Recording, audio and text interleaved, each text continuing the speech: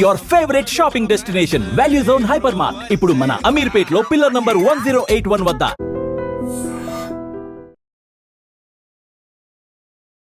Hi guys, welcome to I dream. నేను మీ Chanakya. Guys, USA situation ఎలా ఉందో మనందరికీ తెలుసు. ఇంకా ఏంటంటే ఇయర్ బై ఇయర్ యుఎస్కి వెళ్ళి చదువుకునే వాళ్ళ సిచ్యువేషన్స్ మనం చూస్తూ ఉన్నాము. గ్రాడ్యువల్గా పెరుగుతూనే ఉంది. అది కూడా ఇప్పుడు ట్రంప్ రాకున్న ముందు వరకు. అది సెకండ్ టర్మ్. అయితే ఎప్పుడైతే ట్రంప్ సెకండ్ టైం వచ్చాడో అప్పటి నుంచి కూడా ఎవరైతే ఇండియన్ స్టూడెంట్స్ ఉన్నారో యుఎస్కి వెళ్ళి చదువుకునే వాళ్ళ సంఖ్య తగ్గిపోతూ వస్తూ ఉంది. అండ్ అక్కడ సిచ్యువేషన్స్ అనేది కూడా బాగాలేవు. అరే, అక్కడికి వెళ్ళిన తర్వాత కూడా చాలా ఇబ్బందులు పడుతున్నారని చెప్పేసి కొన్ని న్యూసెస్ అనేది కూడా మనం వింటూ ఉన్నాము. అసలు అక్కడ సిచ్యువేషన్స్ ఎలా ఉన్నాయి, అక్కడ చదువుకోవడానికి వెళ్ళొచ్చా లేదా, ఇలాంటి బోల్డ్ అయిన విషయాలు అనేది కూడా మనకు చెప్పడానికి ఓవర్సీస్ ఎడ్యుకేషన్ ఎక్స్పర్ట్ అయిన శ్రీనివాస్ గారు ఇప్పుడు మనతో పాటున్నారు. మరి సార్తో మాట్లాడదాం. Hi sir. నమస్తే సార్. నమస్కారం అండి. సార్, ట్రంప్ సెకండ్ టైం వచ్చిన తర్వాత నుంచి మన ఇండియన్ స్టూడెంట్స్ మీద పగబట్టాడా ఏంటి సార్? ఎడ్యుకేషన్ సిస్టంలో ఎవరైనా కానీ అబ్రాడ్కి వెళ్ళి చదువుకోవాలంటే అందరికీ ఫస్ట్ గుర్తొచ్చే ఫస్ట్ ఆప్షన్ యూఎస్ఏ. మరి యూఎస్కి వెళ్ళే వాళ్ళ సంఖ్య తగ్గిపోతుంది. ఎందుకు ఇలా? యాక్చువల్గా మొత్తం మీరు ఇండియా నుంచి చూస్తే కనుక లాస్ట్ 10 to 15 ఇయర్స్ నుంచి చూస్తే కనుక హైదరాబాద్ కానీ లేదా తెలుగు స్టేట్స్ నుంచి కానీ 50% of the students visas issued from entire India చూస్తే కనుక APR Telangana joint Telugu states కలిపితే 50% స్టూడెంట్స్ యూఎస్లో చదువుకోవడానికి వెళ్ళేవాళ్ళు లాస్ట్ 4-5 ఇయర్స్ నుంచి ఎస్పెషల్లీ చూస్తే కనుక అన్ని వీసాస్ ఇష్యూ చేశారు. ట్రంప్ సెకండ్ టైం వచ్చాక మారింది ఏంటి? ఒకటి, ప్రీ కోవిడ్ పోస్ట్ కోవిడ్ అని 2 డిఫరెంట్ సినారియోస్ ఉన్నాయండి.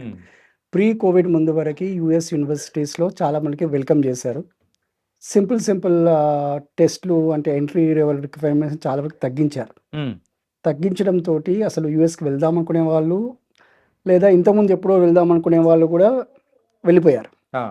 సో వెళ్ళాక ఏం జరిగింది అంటే కొందరు దాన్ని మిస్యూజ్ చేయడం అనేది ఏం జరిగింది.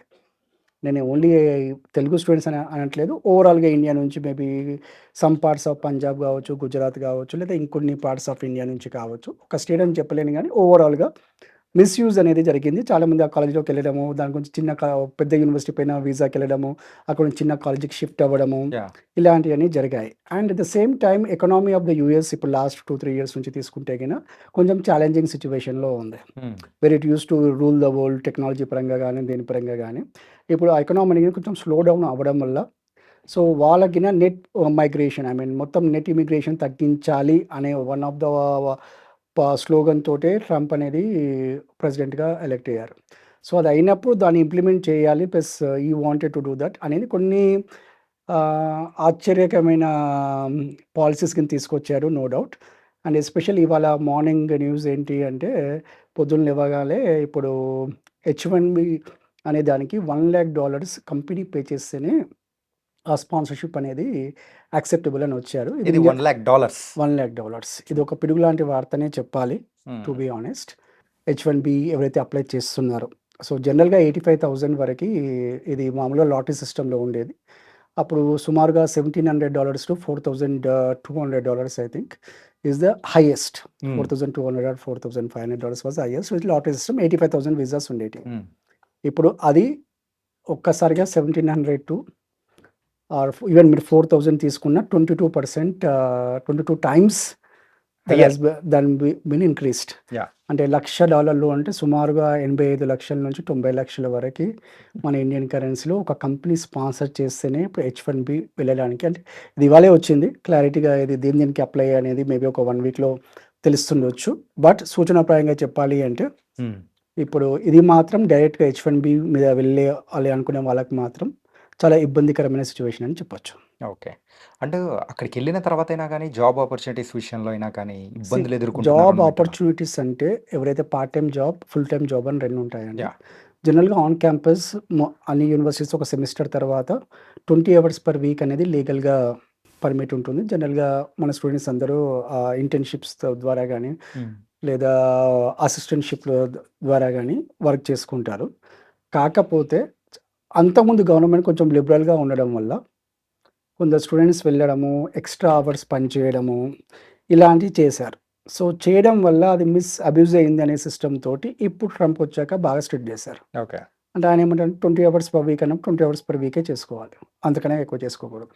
అయితే అంతకుముందు ఒక 4-5 ఇయర్స్ నుంచి అది ఫ్రీగా వదలడం వల్ల ఇప్పుడున్న స్టూడెంట్స్‌కి మైండ్ సెట్ ఏమైందంటే అక్కడే ఇబ్బందులున్నాయి. ఇప్పుడు మనం ఇంతకుముందులాగా పని చేసుకొని డబ్బులు సంపాదించుకొని ఫీజు కట్టుకోలేము లేదా ఇంటికి డబ్బులు పంపియలేము అనేది సిట్యుయేషన్.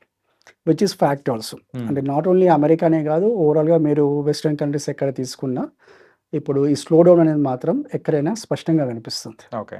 అంటే ఎంప్లాయ్‌మెంట్‌లో గానీ, ఏదైనా కానీ. సేమ్ థింగ్ అక్కడ లోకల్స్‌లో గిన ఒక ఫీలింగ్ వీళ్ళెక్కడి నుంచో వచ్చి మా జాబ్స్ ఎళ్ళిపోతున్నాయి అనేది ఒక one of the biggest issue. So, దాన్ని గినక వీళ్ళు జియో పొలిటికల్ సినారియో గిన అనుకోవచ్చు. ఒక విధంగా చెప్పాలంటే ఇప్పుడున్న government of America or India చూసినా గానీ అంత హెల్తీగా అయితే లేవు రిలేషన్స్. మీకు మొన్ననే చూసుంటారు టారిఫ్స్ గానీ, అవి గానీ. సో, 50% వరకు చేశారు. సో, ఆ జియో పొలిటికల్ ఇంపాక్ట్ అనేది గిన దీనిపైన చూపెట్టొచ్చు. కాకపోతే ఏ పాలిసీ చేసినా అది ఇండియన్ ఒక్కరికే వర్తించదు. ఇండియా ఒక కంట్రీకే వర్తించదు. ఇప్పుడు ఏదైతే H-1B పాలిసీ ఏదైతే మారిందో ఇది గ్లోబల్. కాకపోతే ఆళ్ళు ఎక్కువ ఇంపాక్ట్ అనేది మాత్రం ఇండియన్స్. ఎందుకు అంటే ఇప్పుడు 100 మందిలో 71% are Indians who apply for H-1B. So, మామూలుగా science, technology, engineering and math ఈ దాంట్లో ఈ ఫీల్డ్‌లో ఎక్కువ మంది H-1B అనేది అప్లై చేస్తుంటారు. సో, ఇందులో వచ్చేసి 71% ఇండియా ఫస్ట్ ప్లేస్‌లో ఉంటే next country is China with 12%. Okay. ఇంకా మిగతా అన్ని చిన్న 3-4% different parts of the world నుంచి వస్తారు. సో, ఇది 1990లో ఫస్ట్‌లో H-1B అనేది స్టార్ట్ అయింది. అప్పటి నుంచి ఇంతవరకు లాటరీ సిస్టమ్‌లోనే ఉండేది. సో, ఇప్పుడు దీనివల్ల ఏమవుతుంది లేదా ఫ్యూచర్ ఇది H-1Bకి ప్రస్తుతానికైతే మాకున్న ఇన్ఫర్మేషన్ ప్రకారము ఇది ఆల్రెడీ అక్కడ అమెరికాలో చదువుతున్న విద్యార్థులకి ఎవరైతే ఓపీటీ అంటారో ఆప్షనల్ ప్రాక్టికల్ ట్రైనింగ్. అంటే 2 ఇయర్స్ కోర్స్ అయిపోయాక 3 ఇయర్స్ వరకే వాళ్ళు ఓపీటీ మీద ఉంటారు. ఓపీటీ టు H-1B వెళ్ళే వాళ్ళకు ఇది ఇంపాక్ట్ కాదు. ఓకే. కాకపోతే ఇంకా క్లియర్‌గా డీటెయిల్స్ అనేది రాలేదు. ప్రస్తుతానికి ఉన్న ఇన్ఫర్మేషన్ ప్రకారం అయితే దానిపైన ఎలాంటి కామెంట్ లేదు. అంటే ఓపీటీ టు H-1B అనేది సేఫ్. అంటే స్టూడెంట్స్ ఎలాంటి ఇబ్బంది అయితే ఉండదు. ఎవరికి ఇబ్బంది కలుగుతుంది అంటే ఇండియా నుంచి డైరెక్ట్‌గా H-1B మీద వెళ్దాం అనుకుంటున్నారు. ఫర్ ఎగ్జాంపుల్ ఇప్పుడు Amazon is the highest recruiter in America. 10,514 something 10,000 odd members are on H-1B. Next is మన ఇండియన్ కంపెనీ TCS. 5,300 500 ఉన్నాయి. దెన్ మెటా ఇలా చాలా కంపెనీస్ ఉన్నాయి. Highest is 10,000. యావరేజ్‌గా తీసుకుంటే మీరు 3,000-4,000 people these companies are recruiting out of that 85,000. So, వీళ్ళకనేది పెద్ద ఇంపాక్ట్ అనేది డెఫినెట్‌గా ఉంటుంది. కాకపోతే ఇప్పుడు వీళ్ళు పంపించే దానికి వేరే ప్రొవిజన్స్ కింద ఉన్నాయి. లైక్ ఇప్పుడు బిజినెస్ వీసా మీద వెళ్ళడము, 6 మంత్స్ వరకు అక్కడ చేపియడము, L1, L2 అలా డిఫరెంట్ స్కీమ్స్ ఉన్నాయి. So, we have to see ఇంకా ఇది ఎగ్జాక్ట్ పాలిసీ ఫార్మ్ అవుతుందా లేకపోతే అయితే ఇది ఏదైనా అప్పటికి ఈ పాలిసీ అనేది మాత్రం ఇవాళ వచ్చిన ఇన్ఫర్మేషన్ ప్రకారం 1 ఇయర్ వరకే ఎగ్జిస్టెన్స్‌లో ఉంటుంది. Okay. This is for only 1 year. ఎందుకంటే నా పర్సనల్ ఒపీనియన్ అయితే ఏ కంట్రీ అయినా ఇప్పుడు ఒక పాలిసీ మార్చారు. పాలిసీ మార్చడం కొంచెం ఈజీయే కావచ్చు. కాకపోతే మీకు ఇమ్మీడియట్‌గా అన్ని రిసోర్సెస్ డెవలప్ చేయడం అనేది మాత్రం అంత ఈజీ కాదు. ఒక స్టూడెంట్స్ ఉన్నారు అమెరికాలో ఉన్నారు ఇండియన్స్ కావచ్చు, వేరే కంట్రీ వాళ్ళు కావచ్చు. వాళ్ళను గ్రాస్ప్ చేసుకోవచ్చు నో డౌట్. కానీ హైలీ స్కిల్డ్ జాబ్స్ ఏవైతే ఉంటాయో వీటికైతే ఎక్స్పీరియన్స్ అవసరం ఉంటుందో అలాంటి రిసోర్సెస్ అనేది నాకు తెలిసినంత వరకు ఓవర్ నైట్‌లో ఏ కంట్రీకైనా ప్రొడ్యూస్ చేయలేదు. అట్లాంటప్పుడు మనం తెచ్చుకోవాల్సిందే అన్నట్టు ఉంటుంది. తెచ్చుకోవాల్సిందే తప్పదని నేను అనుకుంటున్నాను. లేదా ఆటోమేటిక్‌గా కంపెనీసే ఆ కంట్రీ నుంచి మూవ్ అవుట్ అయ్యి వేరే కంట్రీస్‌లో వెళ్ళిపోయే అవకాశం ఉంటుంది. ఓకే. అది ఓవరాల్ ఏ కంట్రీ ఎకనామిక్ అయినా చాలా ప్రాబ్లమ్ అవుతుంది అలా గనుక అవుతే. సార్ ఫ్రమ్ మెనీ ఇయర్స్‌గా మీరైతే ఒక కన్సల్టెన్సీ నడుపుతూ ఉన్నారు. Going on. అయితే ఈ ఇయర్‌లో గమనించుకుంటూ ఉంటే సో, యూఎస్‌కి వెళ్ళే స్టూడెంట్స్ డ్రాప్ అవుట్ కానీ అంటే వేరే కంట్రీస్ వైపు వెళ్ళడానికి కానీ సో, ఏం చెప్తున్నారు? ఎందుకు రీజన్స్ ఏమైనా చెప్తున్నారా? ఒకటండి ఎక్కడైనా గానీ అన్‌సర్టెనిటీ అనేది ఎక్కడైతే ఉందో ఎవరు గాని అక్కడ వెళ్ళాలని అనుకోరు. ఓకే. సో, అక్కడ ఎంతవరకు ఇంపాక్ట్ అయింది అనే దానికంటే కూడా డైలీ మనకు మీడియాలో వచ్చే న్యూస్ గానీ లేకపోతే పొద్దున్న లేస్తే మనం చూసే 2 న్యూస్. ట్రంప్ ఏమన్నాడు? ఒకటి టారిఫ్స్ గురించి మాట్లాడా లేకుంటే ఇమిగ్రేషన్ గురించి మాట్లాడా. సో, ఈ 2 చూసినప్పుడు ఒక పేరెంట్‌కి గానీ ఇప్పుడు నేను ఒక పేరెంట్ అండి. నాకు ఒక అబ్బాయో, అమ్మాయో ఉంది. నేను పంపియాలనుకున్నప్పుడు అది ఏమాత్రం 1% డౌట్ ఉన్న నా మైండ్‌లో పంపియొద్దనే కోరుకుంటాను. ఖచ్చితంగా. ఎందుకంటే ఆ ఫియర్ అనేది ఉంటుంది. ఓకే. అది ఫ్యాక్టా? కాదా?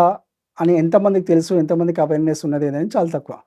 అలానే సిట్యుయేషన్స్ ఏం కాలేవని కాదు. ఎక్కడో దగ్గర రూల్ బ్రేక్ చేసినప్పుడు వాళ్ళు ఆ పాత ఎగిన పట్టుకొని కొందరిని డిపోర్ట్ చేయడం జరిగింది ఇండియాకి. ఓకే. ఓకే. సో, వాళ్ళు వచ్చినప్పుడు ఏంది అంటే ఇప్పుడు ఎవరైనా నేను అక్కడ లా బ్రేక్ చేశానని చెప్పొచ్చు, చెప్పకపోవచ్చు. హ్మ్. నన్ను డిపోర్ట్ చేశారనేది మనకు కనిపిస్తుంది. ఎందుకు డిపోర్ట్ చేశారనేది నెక్స్ట్ స్టోరీ. కాకపోతే రూల్స్ అనేది బాగా స్ట్రిక్ట్‌గా ఉన్నప్పుడు nobody will feel comfortable. Okay. కొంచెం ఆ బ్రీతింగ్ స్పేస్ అనేది లేదు అనిపిస్తుంది. సో, హ్మ్. Maybe that is the reason. అందుకే యూఎస్‌కి నేను డిక్లైన్ చూస్తే ఎస్పెషల్లీ ఆల్ ఓవర్ ఇండియాలో చూస్తే హైదరాబాద్ నుంచి గానీ, ఏపీ, తెలంగాణ నుంచి గానీ చాలా ఒక 60-70% డిక్లైన్ ఉన్నది మాత్రం వాస్తవం. మనం ఇంతకుముందు 100 మందిని పంపించేది ఇప్పుడు 20-30% స్టూడెంట్స్ మాత్రమే పంపించగలుగుతున్నాం. చాలా డ్రాప్ సార్. చాలా డ్రాప్ అండి. Huge okay. డ్రాప్. అలాగే కేవలం యూఎస్ గురించనే కాకుండా ఇటు Australia, Canada and even London, యూకేకి వెళ్ళాలనుకున్నా కానీ స్టూడెంట్స్ ఎక్కువగా ఇంట్రెస్ట్ చూపించట్లేదు. అంటే అక్కడ కూడా ఈ ఇమిగ్రేషన్ పాలసీస్ కానీ, లేకపోతే అక్కడికున్న ఉద్యోగ అవకాశాలు కానీ వెళ్ళడానికి చాలా టైట్ చేశారని కూడా మేము మొన్నటి వింటూ ఉన్నాం. వరకు కెనడా అనేది ఎలా అంటే యూఎస్ తర్వాత ఓ టైంలో యూఎస్ కన్నా గాని ఎక్కువ మంది ఇండియా నుంచి కెనడాకి వెళ్ళిన కెనడాకి సిట్యుయేషన్ ఉండేది. ఎస్పెషల్లీ నార్త్ ఇండియా నుంచి. సో, ఎప్పుడైతే ఆ జియో పొలిటికల్ సినారియో అనేది మారిందో 2 కంట్రీస్ మధ్యల ప్లస్ ఇంకోటి ఏందంటే అన్‌ఎంప్లాయ్‌మెంట్ అనేది గిన హ్యూజ్ క్రైసిస్ హ్మ్. అనేది కెనడా ఉంది. అది కాకుండా మన అకామిడేషన్ గానీ, హౌసింగ్ గానీ హ్మ్. చాలా మటుకు స్టూడెంట్స్ చాలా డిఫికల్ట్ ఫేస్ చేశారు. ఎప్పుడు చెప్పాలంటే ఇండియన్స్‌కి ఐ మీన్ ఎస్పెషల్లీ తెలుగు విద్యార్థులకు చెప్పాలంటే America was his favourite destination. Yeah! Okay. మధ్యలో అప్పుడు కొంచెం సిట్యుయేషన్స్ వల్ల కొంతమంది కెనడాకి వెళ్లారు, కొందరు యూకేకెళ్లారు, కొందరు ఆస్ట్రేలియాకెళ్లారు. హ్మ్. కాకపోతే ఉన్న సిట్యుయేషన్‌లో హైయెస్ట్ నంబర్స్ ఎప్పుడు వెళ్ళేది మాత్రం అమెరికాకే ఉండేది. ఎందుకంటే అమెరికా అలాంటి ఆపర్చునిటీస్ అనేది ప్రొవైడ్ చేసింది హ్మ్. ఇండియన్స్‌కి. అంటే ఒక 2 ఇయర్స్ కనుక కష్టపడి చదువుకున్న ఆ ఫీస్ కట్టుకోగలిగితే, ఓ 3 ఇయర్స్ ఓపీటీ ఆ తర్వాత హెచ్-1బీ ఒక 3 years extendable to another 3 years ఓవరాల్‌గా ఒక 6 ఇయర్స్ ఆఫ్ టైమ్ అనేది వాళ్ళక్కడ సెటిల్ అయిపోయేవాళ్ళు. హ్మ్. అంటే బేసికల్‌గా అంటే ఒక పేరెంట్ మైండ్ సెట్‌గా ఆలోచిస్తే రిటర్న్ ఆన్ ఇన్వెస్ట్‌మెంట్ అంటాం గదా! యాహ్! అంటే మనం ఒక 30 లక్షలు ఖర్చు పెట్టాము. ఆ డబ్బులు బ్యాక్ వస్తాయి అనే నమ్మకం అనేది ఆ కంట్రీ క్రియేట్ చేయగలిగాయి. అది దానికన్నా ఇంకెక్కువనే సంపాదిస్తాం ఓకే. అనేది క్రియేట్ చేయగలిగింది కాబట్టి ఇన్ని లక్షల మంది ఎళ్లారు. ఇప్పుడు కాదు 1990s నుంచి చాలా హ్యూజ్ నంబర్స్ ఇండియా నుంచి వెళ్ళడం జరిగింది. ఇప్పుడున్న సిట్యుయేషన్‌లో ఆల్టర్‌నేట్‌గా గనుక చూస్తే గనక అమెరికా కాకుండా చాలామంది ఇప్పుడు మేము పంపిస్తున్న స్టూడెంట్స్‌లో ఎక్కువ మంది జర్మనీ వైపు మొగ్గు చూపుతున్నారండి. జర్మనీ వైపు. Germany okay. వైపు. సో, జర్మనీ ఎందుకు అంటే జర్మనీ ఈస్ ద ఒక చాలా తక్కువ అంటే కొన్ని దేశాల్లోనే ఇంటర్నేషనల్ స్టూడెంట్స్ గిన ఫ్రీ ఎడ్యుకేషన్ ఇస్తారు. Okay. So, Germany is one among them. హుహు. సో, జర్మనీలో ఏంటంటే ఇప్పుడు ఇంటర్నేషనల్ స్టూడెంట్స్‌గా ఫ్రీ ఆఫ్ కాస్ట్ చదువుకోవచ్చు. హుహు. మాస్టర్స్ చేయాలనుకునే వాళ్ళు గాని, వాళ్ళు ఒక్క రూపాయి గిన కట్టకుండా ఫ్రీగా చదువుకోవచ్చు. లేదా మినిమల్ ఫీస్ గిన ఉంది పబ్లిక్ యూనివర్సిటీస్‌లో. అంటే ఒక 1000 టు 2000 యూరోస్ అంటే ఒక యూరోస్. 1,00,000-2,00,000 మధ్యలో పర్ సెమిస్టర్. అంటే ఒక 5-6 లాక్స్‌లో మీది మాస్టర్స్ అయిపోతుంది. ప్లస్ ఆపర్చునిటీస్ వైస్ చూసినా గానీ చాలా ఆపర్చునిటీస్ ఉన్నాయి. రీసెంట్‌గా జర్మన్ గవర్నమెంట్ గిన రిలీజ్ చేసిన ఒక న్యూస్ ఏంది అంటే ఇప్పుడు ఇంటర్న్‌షిప్ గిన ఎవరైనా ఇండియా నుంచి వెళ్ళాలి అనుకుంటే హ్మ్. ఫర్ ఎక్స్‌చేంజ్ ప్రోగ్రామ్స్ కానీ దేనికైనా గానీ వీసా లేకుండా గానీ ఎళ్ళొచ్చు. Oh! So, Germany is opening now their doors to Indians. ఎందుకంటే వాళ్ళకున్న పాపులేషన్ యూత్ పాపులేషన్ చాలా తక్కువ ఉంది. So, they want youngsters to come, study and settle in that country. Okay. అంటే ఎవ్రీ ఇయర్ ఇంజినీరింగ్ అయిపోయిన స్టూడెంట్స్ కొన్ని లక్షల మంది బయటకొస్తున్నారు. అందులో మినిమమ్ ఒక 30,000-40,000 స్టూడెంట్స్ ఖచ్చితంగా అబ్రాడ్‌కెళ్ళిపోవాలనే ప్లాన్స్ అనేది పెట్టుకొని బయటకి అడుగు పెడుతుంటారనమాట. రైట్. సో, అలా వచ్చిన తర్వాత మెయిన్ మనం వెళ్ళే కంట్రీకే అరే! వెళ్ళలేము అని చెప్పేసి అనుకున్నప్పుడు వాళ్ళ చూపు ఓన్లీ జర్మనీ వైపు అట్లా కాకుండా ఇంకా వేరే వేరే కంట్రీస్ వైపు కూడా పడుతున్నాయా? డెఫినెట్‌లీ. సో, అంటే ఎలాంటి కంట్రీస్ మీద వెళ్తున్నారు ఇప్పుడు వాళ్ళనుకోవచ్చు? స్టూడెంట్ మైండ్ సెట్ అంటే ఇప్పుడు ఏమంటారు జెన్ జీ అంటారు గదా! హ్మ్. సో, జెన్ జీలో ఏందంటే రీసెంట్‌గా ఒక స్టూడెంట్ అండ్ పేరెంట్ వచ్చారు. హ్మ్. వచ్చి మీరు ఏ కంట్రీ వెళ్తామనుకుంటున్నారంటే జపాన్ అంటాడు. నేనన్నాను జపాన్ అయితే మేము పంపియము. మాకైతే ఆ ట్రాక్ రికార్డ్ గిన లేదు. జపాన్‌లో వెళ్లి ఏం జరిగిందని. మీరెందుకెళ్ళి జపాన్ వెళ్దాం అనుకుంటున్నారు అన్నా. హ్మ్. అంటే ఇంట్రెస్టింగ్‌గా ఏం చెప్తాను నేను చిన్నప్పటి నుంచి జపానీస్ కార్టూన్సే చూసాను. సో, కాబట్టి జపాన్ వెళ్దాం అనుకుంటున్నారు అంటారు. So, okay. నేనేమంటానంటే బికాస్ ఏదో కార్టూన్ చూసారనో, సినిమా చూసాననో అనేది డిసిషన్‌లో ఉండకూడదు. అంటే కొన్ని పారామీటర్స్ అనేది మామూలుగా ఎనీ స్టూడెంట్ హోంవర్క్ అనేది చేయాలండి. హ్మ్. మనం ఏ కంట్రీకెళ్తున్నాము? ఎలాంటి యూనివర్సిటీకెళ్తున్నాము? ఆ యూనివర్సిటీకి అక్రిడిటేషన్ ఉందా? నేను చేసే కోర్సు అక్కడ కోర్స్ కరిక్యులమ్ గాని, ఫ్యాకల్టీస్ గాని ఇవి బాగా ఉన్నాయా? First thing. సెకండ్ థింగ్ దాని ఫీజ్ మనం అఫోర్డబులా? కాదా? హ్మ్. మనం ఇక్కడ నుంచి డబ్బులు తీసుకెళ్తే సరిపోతాయా? లోన్ తీసుకోవాలా? లేకపోతే అక్కడేదో జాబ్ చేసి కట్టేద్దాము అనుకుంటే మాత్రం ఇప్పుడు ఏ కంట్రీలో పాసిబుల్ కాదు. Okay. Unless you get funding. హ్మ్. సో, అది అయిపోయాక నాకు ఆపర్చునిటీస్ ఏమున్నాయి? మీ ఉద్దేశం గనుక యాస్ ఎ స్టూడెంట్ అక్కడికెళ్ళాక నేను అక్కడే ఉండాలి. ఒక 2, 3 ఇయర్స్ జాబ్ జేసుకోవాలనో, లేకపోతే అక్కడే సెటిల్ గావాలనో, పీఆర్ తీసుకోవాలని అనుకుంటే, ఆ కంట్రీ అవి ప్రొవైడ్ చేస్తుందా లేదా immigration rules. And most important ఇంతకుముందు మన స్టూడెంట్స్ ఎవరైనా అక్కడికెళ్లారా? What is their experience? ఇప్పుడు చాలా కంట్రీస్ కొన్ని కరెన్సీ చూస్తే 100, 120 ఉంటాయి. ఇండియన్ కరెన్సీతో చూస్తే. కానీ అక్కడికెళ్తే ఏముండదు. ఇప్పుడు యూరో అంటే ఎక్కడైనా యూరో అంటే 80 టు 100 రూపీస్‌కి ఉంది ఇప్పుడు. 100 రూపీస్‌ని టచ్ అయింది. బట్ యూరోపియన్ యూనియన్‌లో అన్ని కంట్రీస్ సేమ్ సిట్యుయేషన్‌లో లేవు. Okay. So, maybe euro is 100 rupees. కానీ మనకు 1:100 టైమ్స్ ఇన్‌కమ్ ఏమి ఉండదక్కడ. ఆహా! సో, అక్కడ టాక్సెస్ ఏమున్నాయి? ఇలాంటియి అన్నీ తెలుసుకొని వెళ్ళడం వల్ల ఇట్ ఈస్ సేఫ్. ఓకే. ఏదో ఇన్‌స్టింక్ట్ డిసిషన్ సినిమా చూడ్డమో, ఒక కార్టూన్ చూడడమో, దానివల్ల లేకపోతే మనకి చిప్పటి నుంచి కొరియన్ ఫుడ్ ఇష్టము, జపనీస్ ఫుడ్ ఇష్టము, చైనీస్ ఫుడ్ ఇష్టము అని ఆ కంట్రీకెళ్ళిపోతే ఇబ్బందులైతే తప్పవు. సో, మనం వెళ్ళే దాంట్లో కంట్రీ లాంగ్వేజ్ ఏంది? అక్కడ కల్చర్ ఏంది? దాన్ని మనం అడాప్ట్ చేసుకోగలమా? Okay.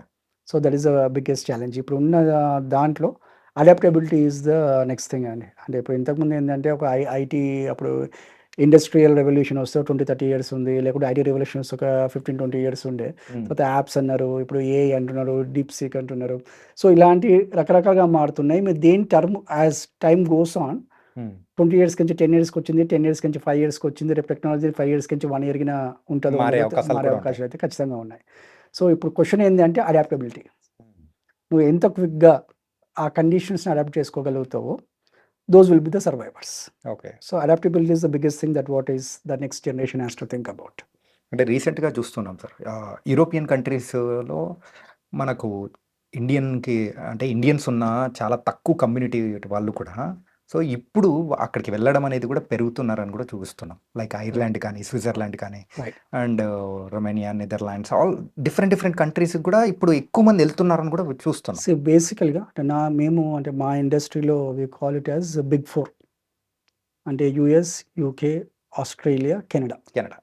These are the 4 countries where that have the capacity to adapt. అంటే అంతమంది స్టూడెంట్స్ లక్షల్లో మంది వెళ్ళినా గానీ అక్కడ అకామిడేట్ చేసే అని ఫెసిలిటీస్ గానీ ఇప్పటి నుంచి కాదు కొన్ని ఏళ్ల నుంచి అక్కడ ఉన్నాయి.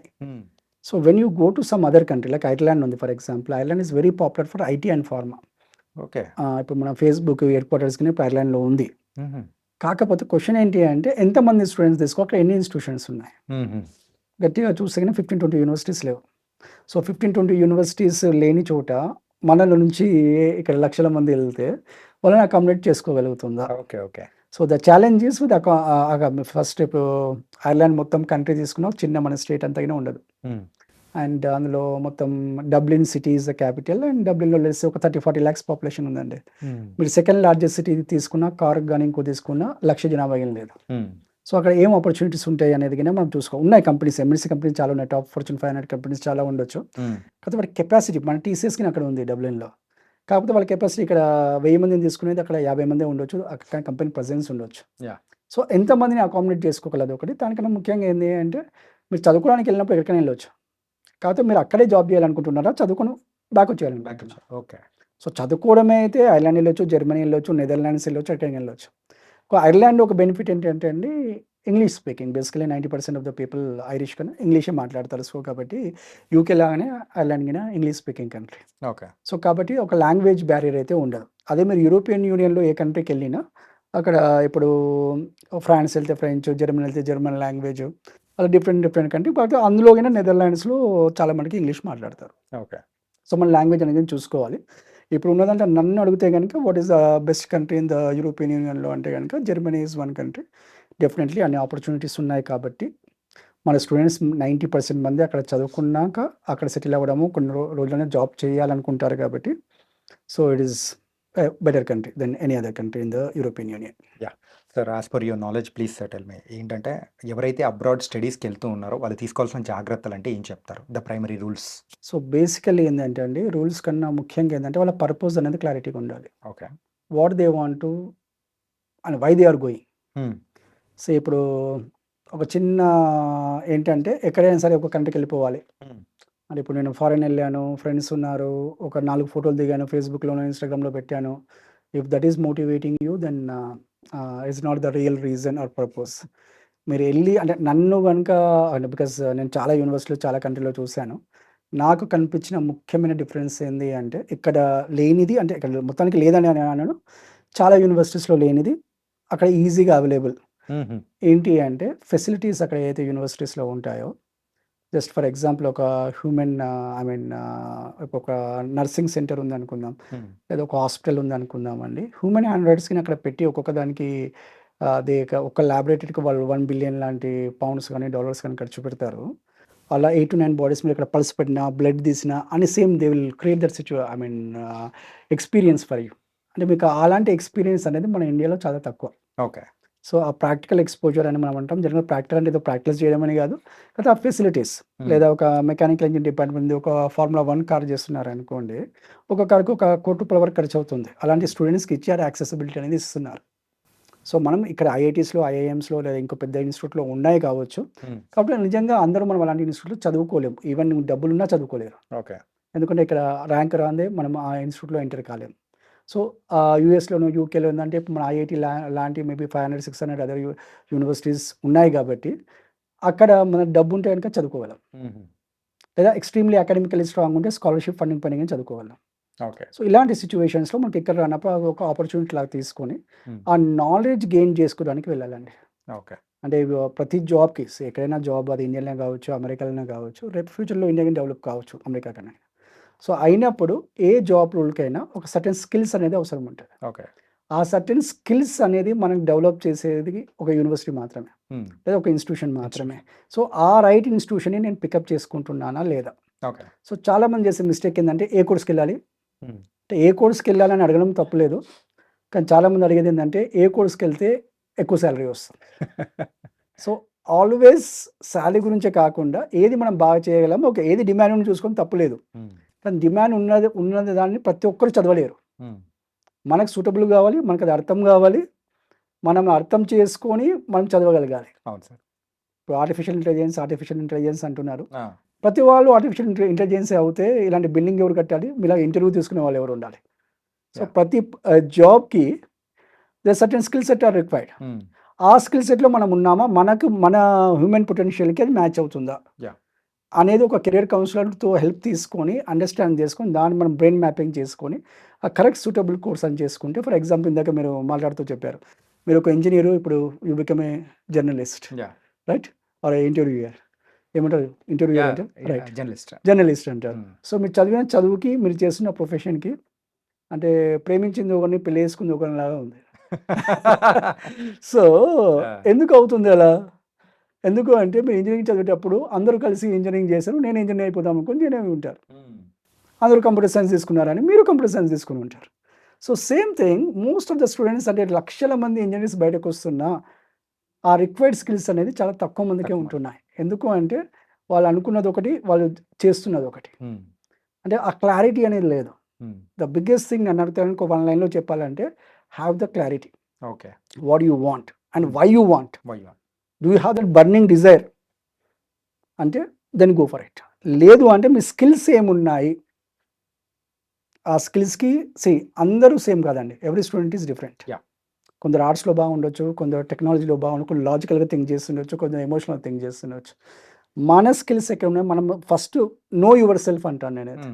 మిమ్మల్ని మీరు కరెక్ట్‌గా చూసుకోండి. మీరు ఎక్కడ what are you good at? ఏది చేస్తే మీకు life long passion. So, career అనేది just like a marriage. So, once you are done it then you have to continue it for ever.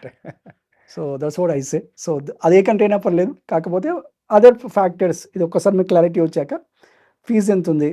అది అఫోర్డ్ చేయగలుగుతామా లేదా? అక్కడికెళ్ళి ఏదో పార్ట్ టైమ్ జాబ్ చేసి డబ్బులు సంపాదించి ఫీజ్ కట్టుకోవడం అనేది మాత్రం ఇంపాసిబుల్. 99% is not possible. ఏదో 1 out of 100 cases might be possible. Second thing ఏంది అంటే ఒక లోన్ తీసుకుంటే ఆ లోన్ ఇంట్రెస్ట్ ఎంత ఉంది? మనం ఎలా పే బ్యాక్ చేయాలనుకుంటున్నాం? అక్కడ కోర్స్ అయిపోయాక ఎలాంటి ఆపర్చునిటీస్ ఉన్నాయి? ప్లస్ అక్కడ ఇమిగ్రేషన్ పాలిసీస్ ఏమున్నాయి? Right. One of the most important factor నౌడేస్ immigration policies కింద మనం చూసుకోవాలి. 2 ఇయర్స్ స్టే బ్యాక్ ఇస్తున్నారా? 3 ఇయర్స్ స్టే బ్యాక్ ఇస్తున్నారో? ఆ 2 ఇయర్స్ మనం వర్క్ చేస్తే ఇంకా మన డబ్బులు వెళ్ళిపోతాయా? Just to safeguard. యాహ్! ఒక ఆ ఎక్స్‌పీరియన్స్, ఆ స్కిల్స్ వచ్చాక మీరు ఇండియాకి వచ్చినా గాని జాబ్ చేసుకోవచ్చు. ఖచ్చితంగా నేను అక్కడనే ఉండాలి, బ్యాక్ రావద్దనే ఉద్దేశంలో మాత్రం ఉండకూడదు. నాకు ఇమిగ్రేషన్ పాలసీ ఎప్పుడు ఏ కంట్రీది ఎలా మారుతుందో ఎవరు చెప్పలేరు. యాహ్! బ్యాక్ వచ్చినా మీరు చదువుకున్న చదువుకు వాల్యూ ఉండాలి. మీరు చేసిన ఎక్స్‌పీరియన్స్‌కు ఇక్కడ గుర్తింపు ఉండాలని కోరుకోవడం బెటర్. అంటే ఇప్పుడు యూఎస్ఏ సంగతి చూస్తున్నాం కదా సార్. అలాగే ఉంది కాబట్టి రైట్. ఇప్పుడు అలా ఆలోచించడంలో తప్పే లేదు. రైట్. అబ్సల్యూట్లీ.